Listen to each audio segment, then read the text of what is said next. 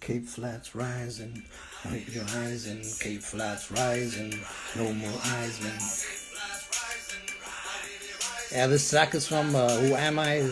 My first. Hey, naughty chocolate. Yeah, I need some chocolate right now. Waiting for this brother to jump on so I can do this interview. You know how it goes with the internet access in Southern Africa. We were on for a short while and then it bounced off, unfortunately.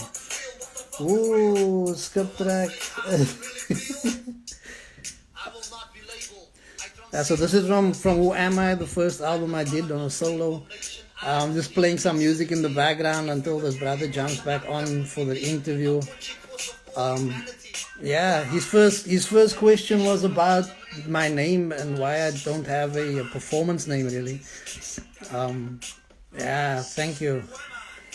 Yeah, still the album is Who Am I? It's still a lot of people from the Cape Flats mission to find our ancestry, who we are, and I feel like it's the solution to a lot of our problems. If we know who we are, then it's easier to figure out, where we're gonna go and how do we solve not only our own problems, but how do we fit into the global picture as family and human beings. They're the brothers on right now.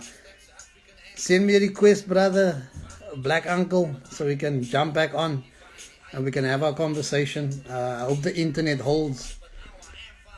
Thanks, Leroy. And naughty chocolate, Jenny. I finished that chocolate you sent in like no time. Yeah, so as I was saying, my name Emile. I only found out like very late that it actually means industrious. It's a French name. My mom actually chose the name because she had a kid in her class that was like really studious, like really hardworking, and yeah, that's why she chose the name. I was like, yo, I thought it was deeper than that, but no, it wasn't. um, Brother, you need to link up so we can able to get back onto the call. Are you there?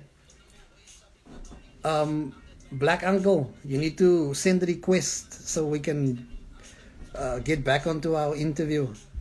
The link is a bit stronger from this side, so it'll be easier to keep the questions going. Um, yeah, let me know as soon as you're up. You have to just like click on a request to join, and then you can. There we go. Yeah.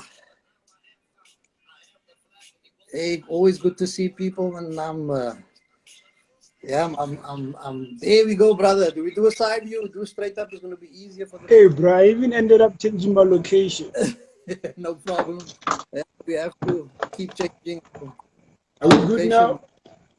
Yeah, it's cool. I just want to answer that question again so that you have this as a recording. You asked the question about, and you can if you're bouncing in and out, then you can just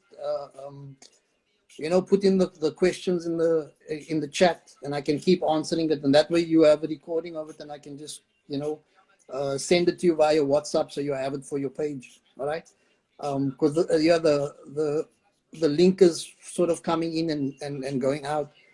25 Blues, my brother says, yeah, good to see you. It's good to see you too, my brother.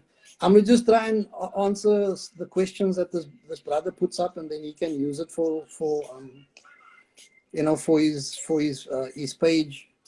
Yeah. So as I was saying, Emile has a French history, and which is ironic because when I did a DNA ancestry test, I found out that like my heritage is throughout Europe and throughout Africa, and most of my heritage is actually linked to South India.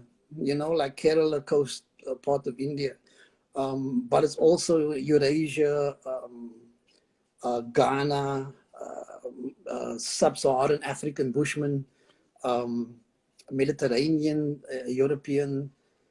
So it's quite a huge mixture of people from around the world that actually constitutes my ancestry, and thus, when my mom named me, I had no idea that like at some point I'd find that that information and actually be able to find out more about myself. I actually stood on the coast of Kerala, Malabar coast in India, um, and and uh, and met some people that speak a really like it's called Malayalam. It's a very like fast sounding language, which reminded me of the way we speak Kaaps in Cape Town. So it's interesting to see the parallels of like our heritage and where we're from and how it impacts, um, on the way we talk, the way we think, a lot of things that I would never know, until I actually was able to go there. The same like when I traveled to Sweden, like listening to some of the people's names and how like Emile is actually a name in that society as well, that community. And there are a lot of parallels in like First Nation thinking about herbs and actually a friend of mine, Jenny, that's only her dad was had this healing herbs that like go back to the Viking tradition, which made me also want to search more about the Bushman herbal remedies in South Africa. So there's, if you go into your past, you actually find your foothold in the present. And so I would suggest it to everyone there, within our names, within, because at first we think, yeah, the name is something that's very like, superficial, but in truth, it has deep roots. It has deep connections to who we are and where we come from, and thus also where we're going.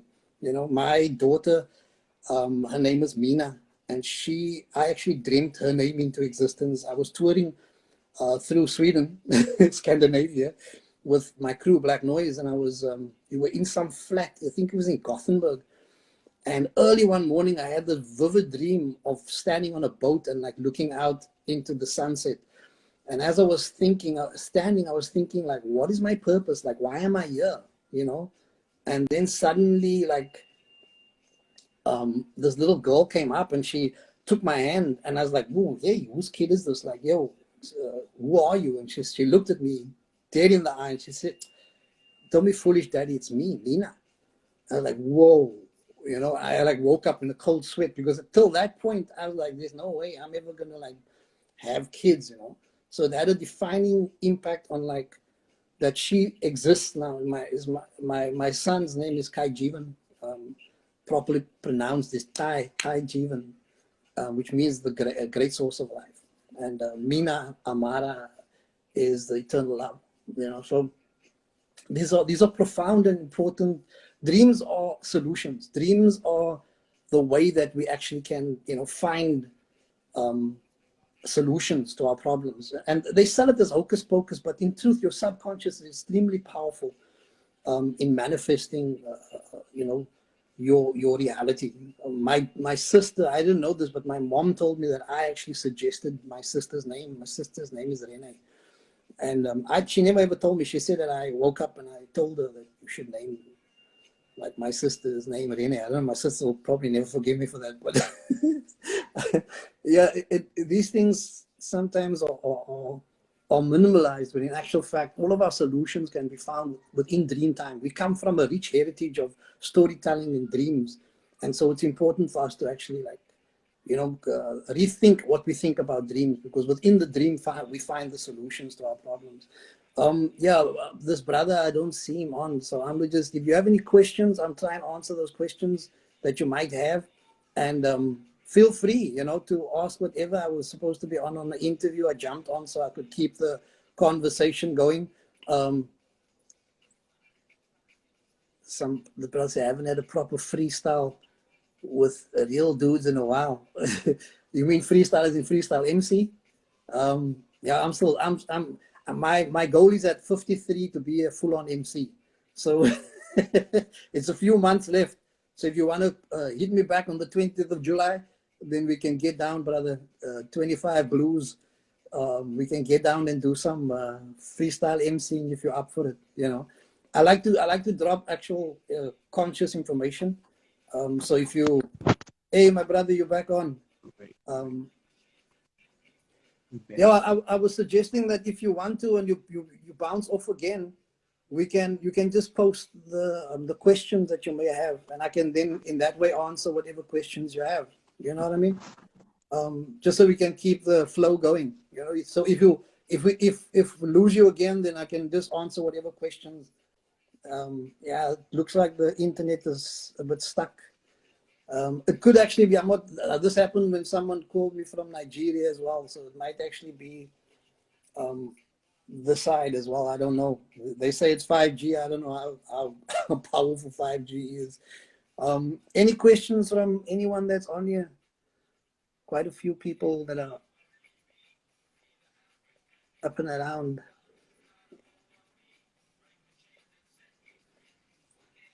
Okay, I'm just gonna hold on until maybe this brother puts some questions up that he wants to continue asking for his podcast. Um, but if you have any questions, please feel free. Yeah, another thing that I wanted to speak about, and this will probably take another session at another point. But like right now, whenever I'm online, there's always these people that's selling information and content.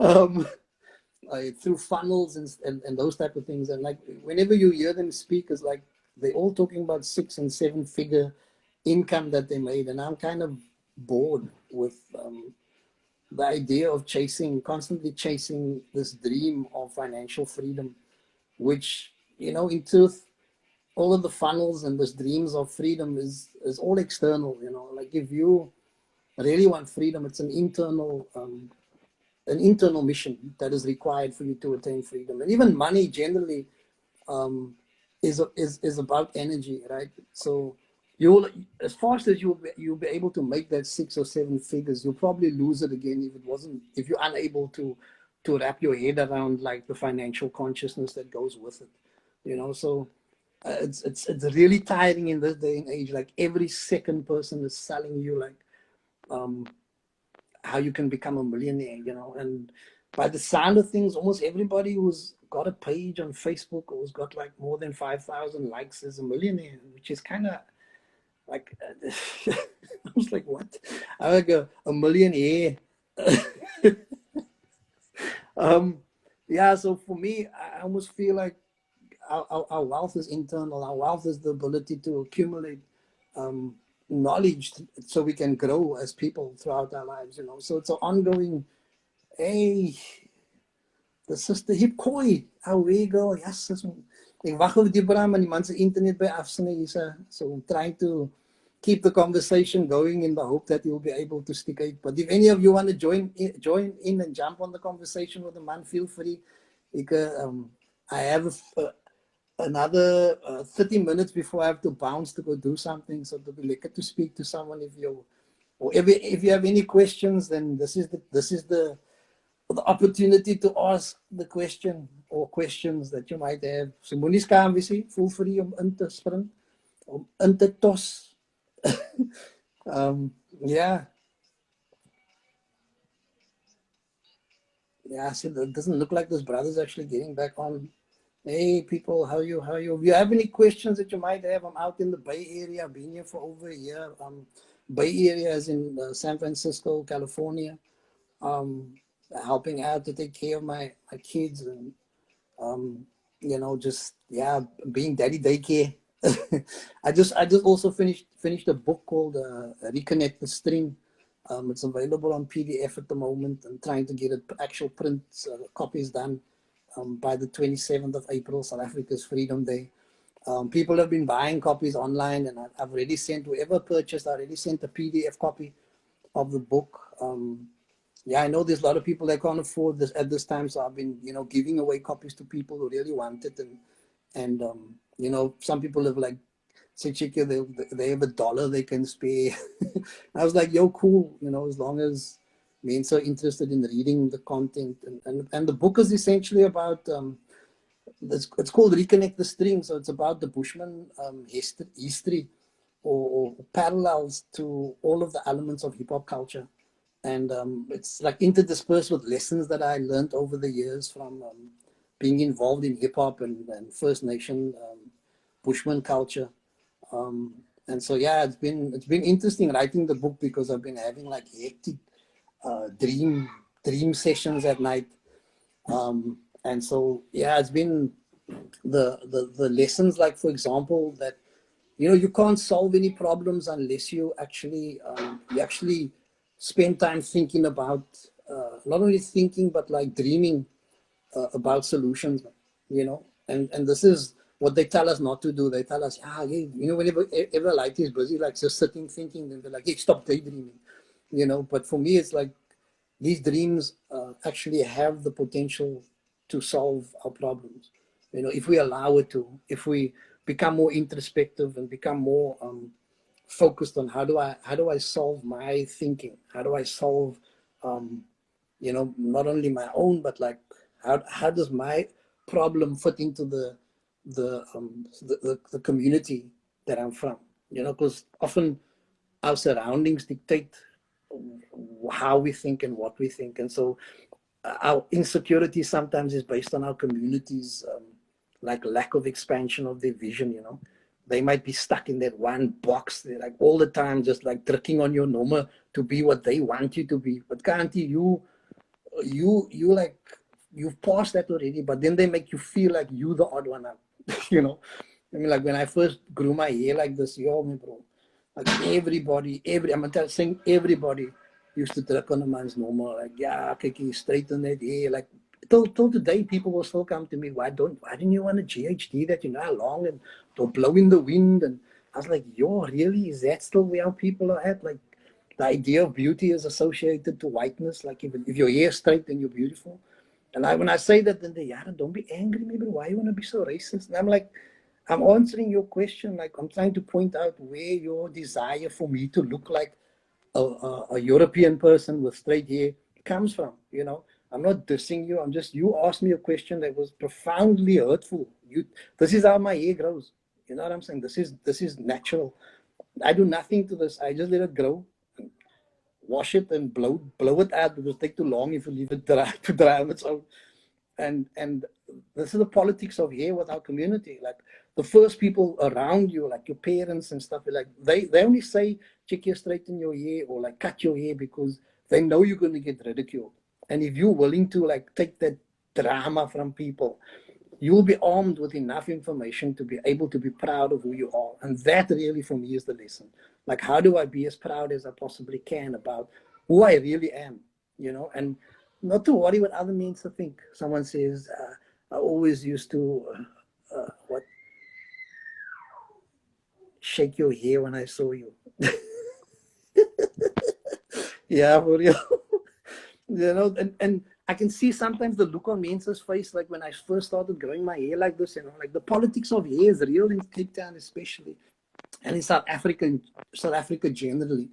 And Africa, the continent, there's more fake hair on the continent of Africa than anywhere else on the planet, my bro. Like, Mensa weaving like American stuff, American Indian hair into theirs, or like that fake plastic hair.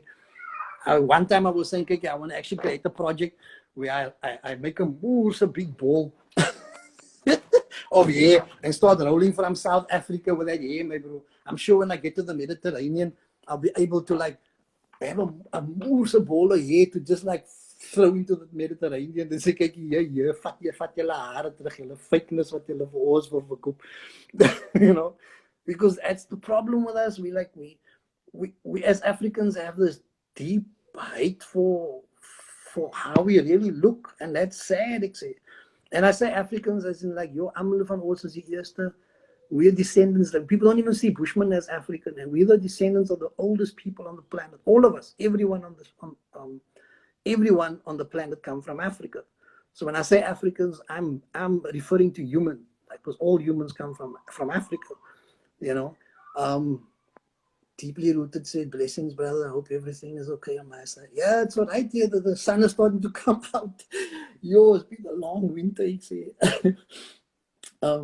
Yeah, and I mean, the numbers are ridiculous as far as like COVID is concerned, but yeah, we do what we need to do in order to get past this. And I see they opened up things in South Africa again. I'm a bit worried, but at the same time, I know that our Mensa is like resilient. Like, we've gone through hell with apartheid, and so when people say like, uh, or how you used to like being in shelter for just such a long time. Like for me, I like grew up during apartheid, so it's like some years have been stuck in this vibe for a long time, you know, and are able to handle it. You know, we figured out ways back in the day, like used to force us inside during apartheid, and like there was curfews, and so it seemed very familiar, you know. But yeah, thank you for asking. It's all right. I'm here with my lighties, and I mean, I'm missing my mom and my dad and my brothers and my sisters, you know, back home. And yeah, everybody like means that you won't believe how impactful like your community actually is once you're not around it. And Credo Muta said that the South Africans are like people who live on a beautiful mountain. They have to leave to really like comprehend how beautiful the mountain. Like look at it from afar and be like, yo, I miss that. Man. And so occasionally, like small things, man, like especially the diet, yo, the food. I miss that like you won't believe. Actually, Khoi is saying, yo, so true. Here's a big deal on the flats as well. Yeah, and all over the Cape Flats. That's the thing, like people, I mean, random hints would come up to me. It's like, hey, what's in your heart? I'm like, yo, what gives you the right way, bro? I want like one person actually at one stage was like, yo, you're embarrassing us. Like this is when I was, you know, performing with Black Noise and going around from school to school. Like you like teachers, school teachers, like some of them like, yo, Emile, don't you want to, like you're setting a bad example to the kids at the school. I'm like, are you serious? And then when I talk and explain why, then like there are a few cases like teachers came to me afterwards and like I said like they were wondering why I did it, but when I explained like this is who I truly am, then they like, yo, I'm sorry, I didn't realize that there was a deep. It wasn't just a hairstyle, right? It was like a choice that you made to be who you truly are. And I think the more you are in front of young people, the more you're forced, man, to be confronted with yourself. Because lighties are like that. They were like, yeah, but you just said, nah, love yourself. Now you here by mekaar with blow drying your hair and straightening your hair and like lightening your skin and talking with the accent and what kind with you. So I find like our lessons can be found within our young people who are extremely honest in their views at this point in time. So yeah, the flats is a mission on like the hair story, but it's worth it, man, because I feel like you don't know someone until like when people give you example, like someone was saying, yeah, Emile, if you like straighten your hair, then you get more women coming up. Because I was single for a long time, and like, yeah, maybe you should do that, and then you like finally get married. I was like, hey, bro, you telling me to fake it so that I can find someone. That person was, I'm like setting that person up, my bro. If they believe that I'm this fake version of myself, then and they want to spend the rest of their lives with a fake version of me. Nah, my bro. Yo, that is funny. So for me, it's like, how do you be as authentic as you possibly can? How do you like use your own lessons to expand on? Like if I didn't keep my ear this way for all these years, I don't think I'd have learned a lot about myself. I'm gonna tell you the story quickly. I asked what time. I'm standing on the beach there in Musenberg, right?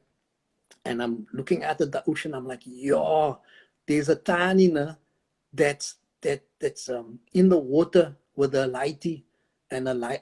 She don't have any arms in there.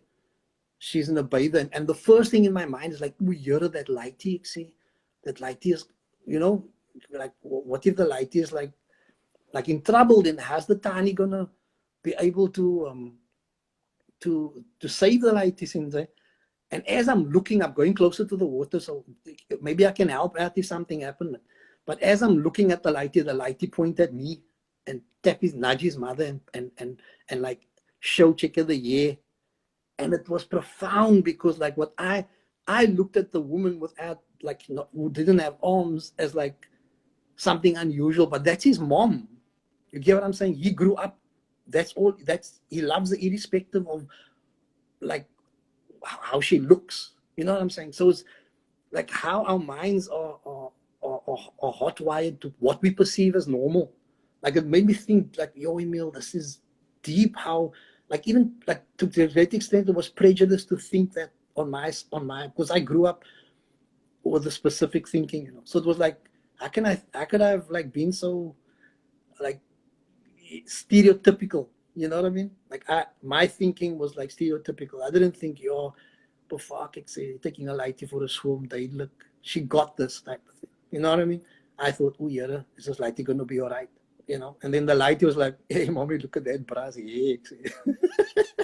Anyway, so there's all these lessons, man, like that you profound lessons. Like another one I'll tell you quickly is I'm at this garage in coming back from a hip hop jam in town, and I drove along that back road there, the M3 I think it's called, near the mountain, and like I turned off at this garage to get something to take before I go home, and as I'm standing at the garage, this group of white men are coming, and won't this white kid just decide to like grab my hair and do whatever she wants. I was in the mood, bro. I was like, yo, this kan, nah, you're gonna oeier, say, I know, fucking mal. And I was like, yo, wait, are you serious? Like, what if I just grab your tits or something? Are you out of your bloody mind? You're gonna just do this to me without even asking me? Like, this is my space. You're like invading my.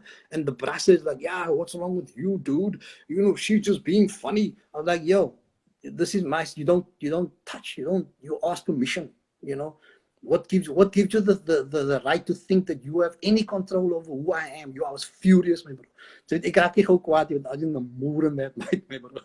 And those people, they just couldn't see that there's something wrong with them like touching you. Like what gives them the right? And you know, I even said, you know, what you just showed was like this history of slavery that was in your ancestral mind, that you have the right to do whatever you want to people of color.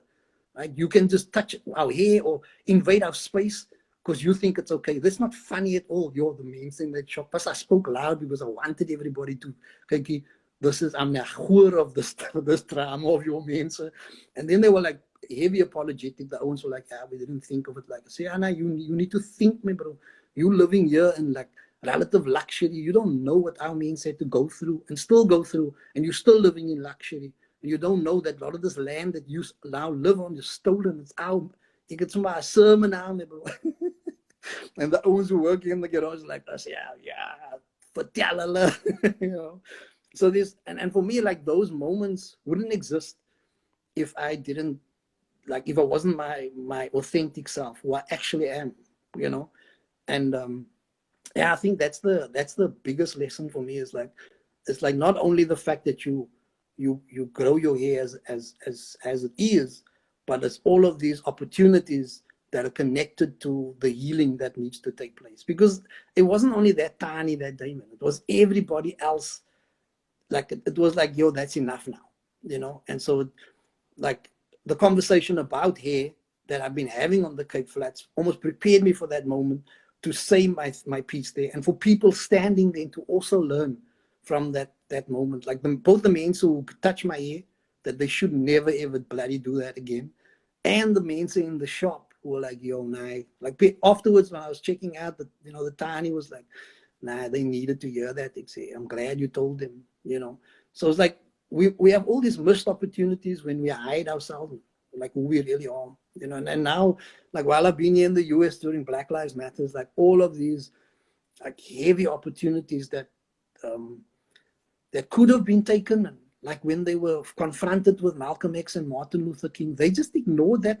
All of these like white supremacists, like they in denial of the fact that this country's wealth is based off like the original theft of human beings from Africa. Like they took them and then they labeled them slaves to diminish their value. Like this is other human beings. And if they were able to like change their thinking, I mean, like this is hundreds of years ago.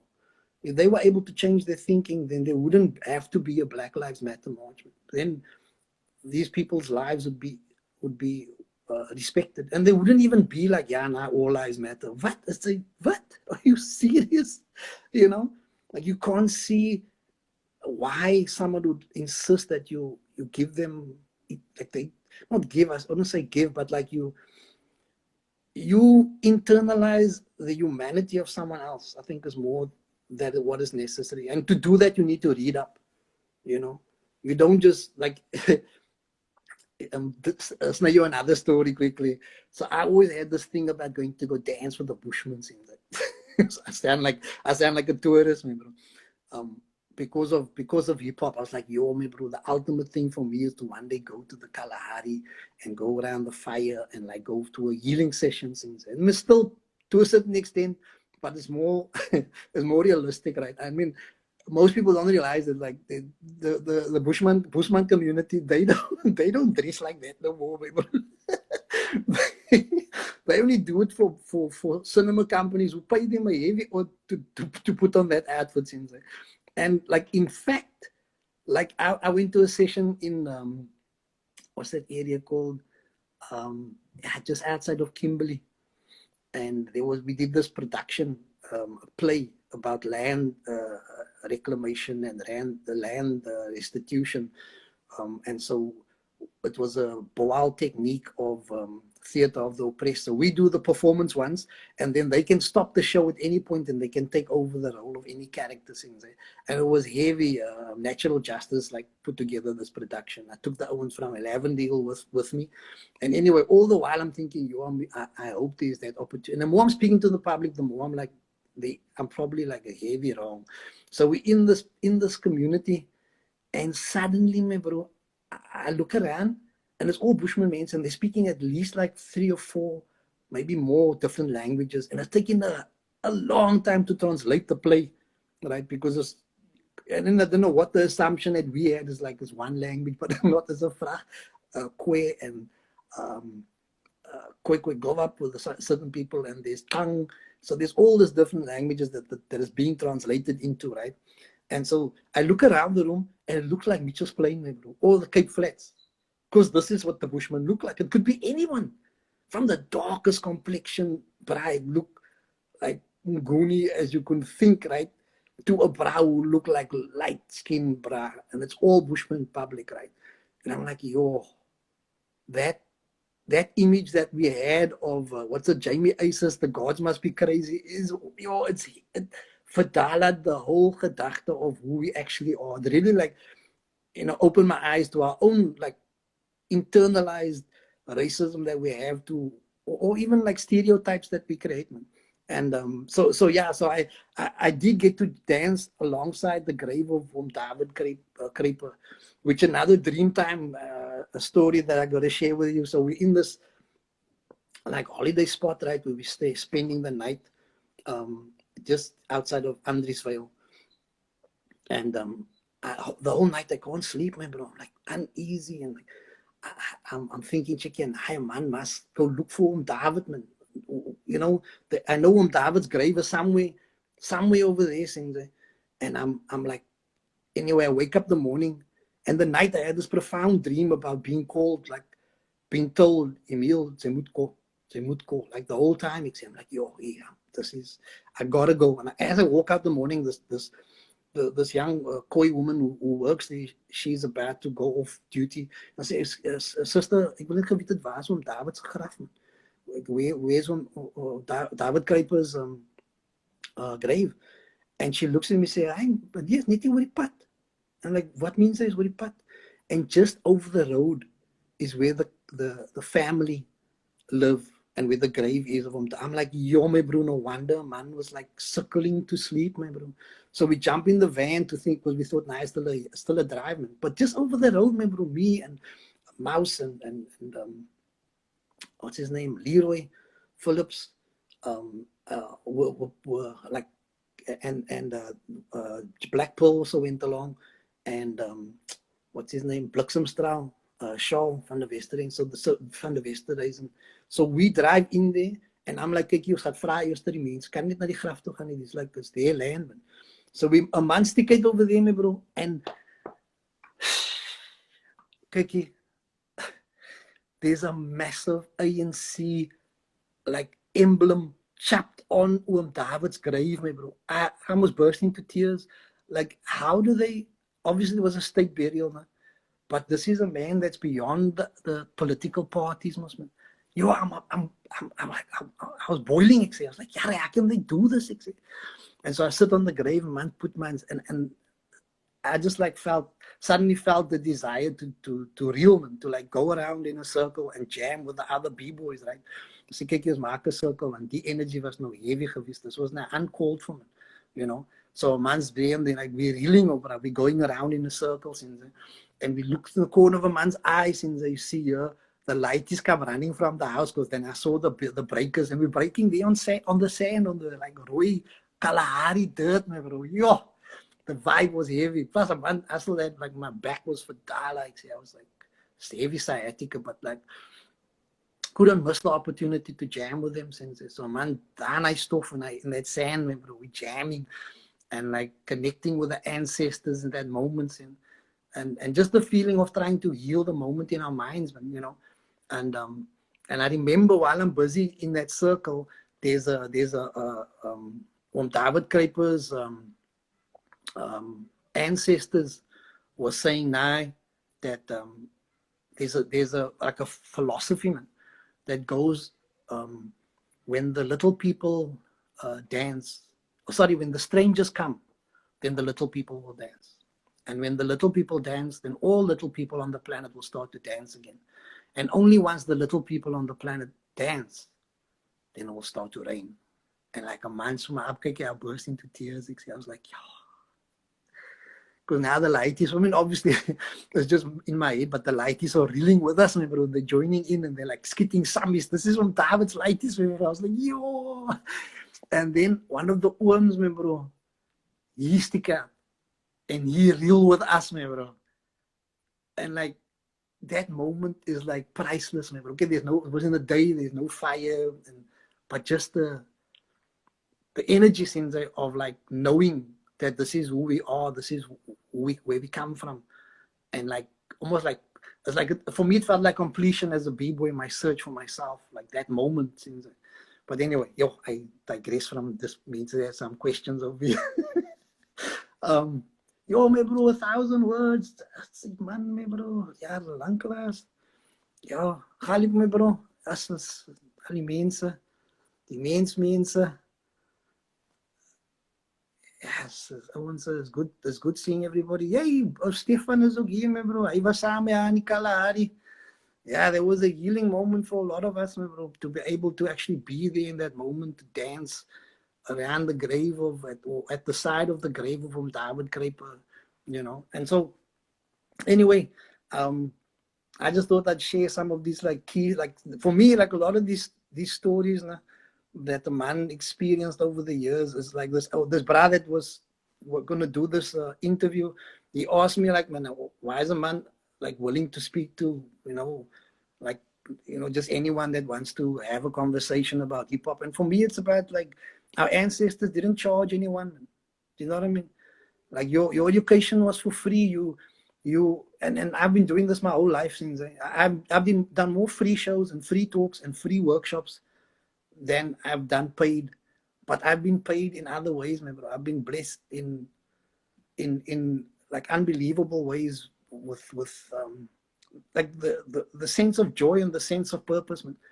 And our community, they don't see what we have, man. Like we have like with Prophets of the City, man, bro, with Ready D and with like the lighties that break from the townships, man, bro, like from the, I shouldn't say townships, but the Cape Flats, that lighties, man, bro, they put their everything into it, man, bro. Like they everything, and they're not necessarily knowledgeable about who they are, but they know there's something there. They know that they come from something bigger, and for me, if we can like give more of ourselves, like go out and go into like Manenberg and Nova Park and Mitchell's Plain and Langa and Guguletu, and I'm telling you this because I've done this, man, bro. Mense call me, kyk, Emile, come do a free, like we don't have money, and I'm free. Khoi, me, bro, because I received this blessing from me back in the day from TV or from movies. But as soon as I walked in that path, as soon as I stepped into reconnect the string to my ancestry, then I felt like I was being lifted up. Since I was given like opportunity to see more than most people get to see in Cape Town. Like most people, like my broer gaan vaart en mal gaan, ze gaan nooit daar in die 11 deal. I was like in the car with Stefan and Charlie and Leroy at night, bro. Like past 12 coming from a gig, and you drive into Lavendale, and mensen is running towards where someone is being shot, and most people are like, yo, bro, you like, this, and it's scary to see how mense are being drawn to like where they could possibly be hurt. But like what we don't see is that it's not the majority, it's the minority. That is good mense, like just trying to find a way, just trying to find a way to survive things. And so like to see that is profound. To see O being chased in the township because he stole something from some house and the community is judging that, bruh.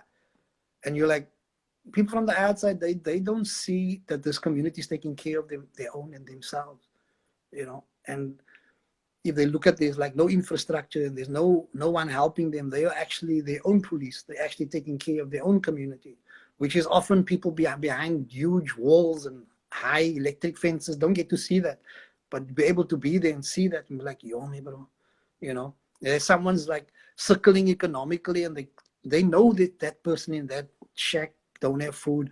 Let's club together, we help that person out. That's not, they don't put that on the news. They put on all the other stuff, all the bad stuff they put on the news. So anyway, I'm saying this because I feel like we're at the point now where we need to rethink like what is pricelessness, what is our worth, as human beings. What do we chase? Do we chase like this constant funnels of 6 and 7 figure numbers? You too can be have a million followers. Nah, what? Really? How do we rethink our own value, as human beings? And how do we stop chasing the limitless ads that are put out to be a 6-7 figure person? It's almost like every person on Facebook or on Instagram is now an influencer during the time of influenza. I'm like, I'm tired of that story already, man. Like, what's your worth? Not talking about the trinkets. I'm talking about what are you worth, man? Why are you here? In this book, Utopia for Realists, this brass said that the only thing we've created in the last, I don't know how many years since the washing machine has been bullshit jobs. What do you create? You create nothing, bro. You just manufacture people. You take people's data and then you sell them insecurity. You sell them now what you assume that they need, or you tell them what they need. You never say, "Chica, take time. Just be quiet. Sit down. You are priceless. No amount of money on this planet can ever purchase you. Who you are is more valuable than all of the crap they're trying to sell you. And the more crap you try and accumulate, the more unhappy you tend to become. Once you're at peace with yourself, nothing else is more important than being at peace with yourself." And that is that you really see. Dr. Neville Alexander said, enough is as good as a feast. Enough. Like, when do you say you have enough? Yeah, now you want to be a billionaire, For real, Fabian, you're not a commodity, bro. And this is the thing with your daughter like this now. Obviously, they, in the back of this platform that I'm speaking on, they're like assessing quickly, oh, what does this brand need? Look, he's got this tracksuit top on. Maybe he wants to buy that. And 2 minutes later, there's an advert on this platform. Do you want to buy the latest? Because they're assessing it. They're assessing the data. The AI is looking at like, how can I sell? But what if the AI actually like, yo, let me amplify what Fabian is saying, that you're not a commodity, that you are priceless, that you don't need anything. All you need is to find your purpose. Why am I here? What have I been sent to do? What if the AI is redirected at like they realize there's a kid who needs some support, and the kid is suicidal, and the AI picks it up and the AI does something to heal? We need to demand that is what happens. We need to demand that thinking takes place. And yeah, we can all deactivate and step off Instagram. King Fo was saying, when money is involved, people don't deactivate. They activate what they want, you know. And unfortunately, for the majority of us, maybe you're right. Maybe it is deactivating, getting off these platforms. But I, from experience, have learned a lot from some people's sharing alternative thinking, you know. And so there is a space, and it's not going to go away, you know. So there is, and D often says that it is what it is, right? And for me, all that means is, like, we have to take the spaces that exist and bring our battle to those spaces, and to share information, to bring more people into a different thinking. And you have no power. You have absolutely no power over anyone else, none whatsoever. It is that person's choice. Always, ultimately, we are in charge of our own joy or our own sadness. Like, we decide. We can blame anyone else. We can blame everyone else. Stacy, I just mentioned people that I've learned from. Stacy Epps. If you want to learn about like the industry and like what is really happening in the music industry, and like the laws that are out there, and like just everything that it's there, it's available, right? And we just need to we need to take what we want and what we can from the information, and make people that we can aware of the alternatives that exist. Yes, you can deactivate your Facebook or your Instagram, but then if that's going to help you, quite. But then the question is also, are you going to spend your time going out into the community to, like you know, for like we said with b-boying in Cape Town, in order to promote b-boying, you have to drive to every community and teach as many people as you possibly can. Do you know what I'm saying? And that, I feel, is potentially how you can really, like, on the ground, and how we have in the past on the ground change the number, like 50 crews in South African b-boy scene back in the day, because we made the effort to drive around and teach mensen. The AI is only interested in lucrative markets and promotions. I recently watched a docu called Social Dilemma. It's scary that we need to find alternative market to ourselves. Yep. Yes, the Social Dilemma, I was privileged to be able to watch that before it dropped. My wife works for a company that like agitates for thinking outside the box, right? So I got to see that docu a bit before it dropped, and it's a powerful documentary, a very powerful documentary. But at the same time, you see, even the guy that was in the back of Tristan Harris was saying that, like, this is not going to go away, right? And the truth of the matter, like, the AI is also causing a lot of problems with, like, what do they call it? Facial recognition, right? There's this whole thing about, I think it's called Coded Bias. There's another documentary about how, like, Michelle Obama and even Oprah are identified by the AI as men, because white guys are the programmers, right? And so a lot of times, like, your facial recognition can actually end up putting you in jail, because of the way that it's structured, and it's mechanized racism, right? But at the same time, once you know this, how do you bring about the change that is necessary, right? And so there are these black sisters that are involved in that social dilemma. One is the MC as well, and going out and getting the answer to be Weisman. You know, this is what we're up against, and how do you bring about this change, and how do you activate your community to also become programmers? Because that's what's lacking. You need to change that. You know, you can't just, like, if you disconnect, it's cool for you. You're going to be okay. But most people are not going to disconnect, because people have been taught to be insecure, you know. And this platform, for all intents and purposes, of the way people at this point in time are able to connect, you know. So yeah, it's a double-edged sword. I know a lot of people are just like, yo, that's it, pull the plug, they're out, you know, and power to them, you know. Their lives have become much less cluttered, you know. They just like chilling and relaxing, you know. So yeah, let me just, hey, how's the water issues in South Africa? Now the main thing in South Africa stays, the main about water now. We all, the thing about South Africa is that people grew up knowing that there's a water shortage. Like, I don't know if this is true here in the US, but like when I grew up, like everybody bathed in the same water. It sounds horrible, but like you had like, you know, everyone, whoever came home at a certain time, like, yo, you next, and they would let the water out. You're just like constantly bathing in that water that's in the bar.